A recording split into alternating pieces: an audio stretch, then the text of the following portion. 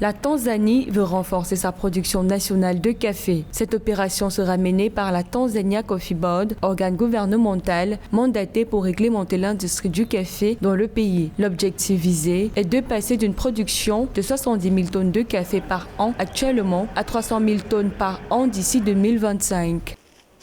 Dans la logique coloniale, le café est un produit d'exportation. Aujourd'hui, les pays qui sont les plus avancés ont compris que le café n'est pas un produit que d'exportation, c'est déjà un produit local. Beaucoup de pays africains importent plus de café traité qu'ils n'exportent le café brut. Donc à un moment donné, il est plus intelligent, avant même de pouvoir réellement renforcer la production pour l'exportation, de renforcer la transformation locale pour réduire les consommations des produits importés. Ce pays d'Afrique de l'Est, dans lequel la filière café compte pour 5% des recettes d'exportation, espère avec cette hausse de production augmenter son taux d'exportation selon des observateurs. La Tanzanie Coffee Board affirme par ailleurs avoir déjà entamé le processus pour concrétiser cet objectif de production.